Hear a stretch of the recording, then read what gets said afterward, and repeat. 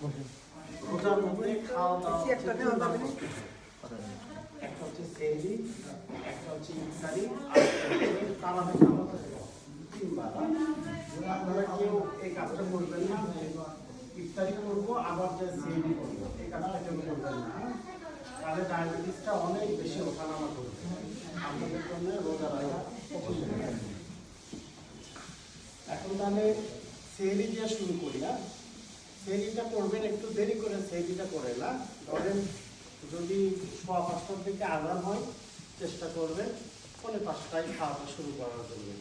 খুব তাড়াতাড়ি সেহরি করলে রোজা রাখার সময়টা অনেক বড় হয়ে যায়, রোজা রাখা কঠিন হয়ে যায়। রোজার মধ্যে সেহরিতে ভাত খাওয়ার চেষ্টা করবেন না, ভাতের খাওয়া লাগবে সেহরি।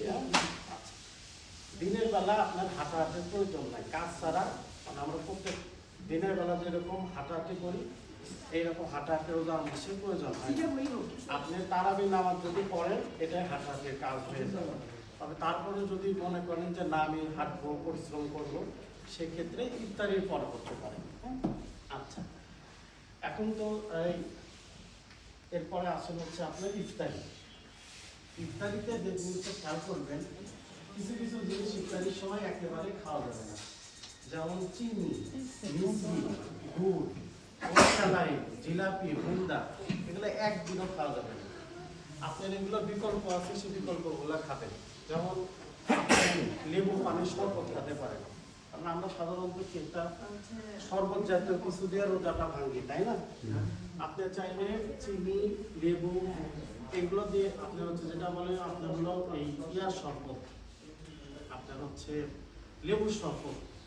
এখন যদি মনে করেন যে না, আমার খুব কষ্ট হচ্ছে, আমি পারতেছি না, সেক্ষেত্রে আপনি যে জিরো ক্যান আছে না, চিনির বিকল্প, চাইলে আপনি জিরো ক্যান দিতে পারেন। এছাড়া আরো অনেক কিছু আছে খাওয়ার মতন, যেমন আপনি কিছু গুড়ের ভুসি দিয়ে এটা শুরু করতে পারেন। টক দই পাওয়া যায় না, টক দই ঘোল করে নিয়ে এটা তো শুরু করতে পারেন।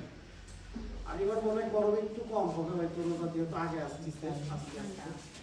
এরপরে হলো আমরা সবাই খেজুর খাই, তাই না? খেজুর খাইলে ডায়াবেটিসটা বাড়ে। খেজুর খাইলে বড় খেজুর একটা বেশি খাবেন না, আর ছোট খেজুর চাইলে 2টা খেতে পারেন। আর রোজার মধ্যে বুট খাওয়াতে কিন্তু কোনো সমস্যা নাই, বুট খাবেন রোজার মধ্যে।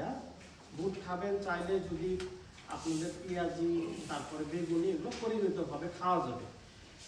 আর হচ্ছে একটু ফল খাওয়ার চেষ্টা করবেন ইফতারিতে, যেমন হলো আপনার এই যে পেয়ারা পাওয়া যায় না, একটু কাঁচা পেয়ারা, এই ধরনের একটু ফলগুলা খাওয়ার চেষ্টা করে। আর অবশ্যই এই ইফতারিটা করার সময় পেটে একটু জায়গা রাখবেন অবশ্যই, যাতে হচ্ছে তারাবির নামাজের পরে যে আবার কিছু খাওয়া যায়, রুটি হোক, অল্প করে ভাত হোক, তারাবির পরে অবশ্যই কিছু খাবে। আচ্ছা, এখন হলো রোজা কখন ভাঙতে পারবেন, রোজা ভাঙারও কিন্তু আপনার হচ্ছে একটা এখানে সুযোগ আছে। সেটা কি, যদি দেখেন ডায়াবেটিসটা মাপলেন, ডায়াবেটিসটা 4 হয়ে গেছে, 4-এর কাছাকাছি, আপনার শরীরও ঘামতে কষ্ট হচ্ছে, কেমন হতে পারে, শরীর ঘামতে পারে, বুক ধরপড় করতে পারে, চোখে ঝাপসা দেখতে পারেন, এরকম যদি মনে হয়, তাহলে আপনি ডায়াবেটিসটা মেপে যদি দেখেন 4-এর আশেপাশে, আপনি রোজা ভাঙতে পারবেন। আবার একইভাবে যদি ডায়াবেটিস দেখেন 17.5-18-র কাছাকাছি চলে গেছে, সেক্ষেত্রে আপনি এই 18-র কাছাকাছি গেলে আপনি রোজা ভাঙতে পারবেন। একটা হলো কমে গেলে, আর একটা হলো বেড়ে গেলে। এখন ডায়াবেটিস দেখার সবচেয়ে ভালো সময়, আমরা তো সাধারণত, যদিও এটা হচ্ছে ইনসুলিন দেওয়া, তারপরে ডায়াবেটিস পরীক্ষা করা, এটা যায় রোজা থেকেও, কারণ ইনসুলিনে তো কোনো শক্তি নাই, কোনো শক্তি আছে রোজাতে হচ্ছে যে সবগুলো শক্তি বাড়ায়, গ্লুকোজ, এগুলো শরীরের মধ্যে দেওয়া যাবে না, কিংবা খাওয়া যাবে না, তাহলে রোজা ভেঙে যাবে। তাই হোক, আমরা এটা করি না কোনো সময়, সাধারণত চিন্তা করি যে হয়তো রোজা হালকা হতে পারে, কিন্তু ডায়াবেটিস পরীক্ষা করা যাবে।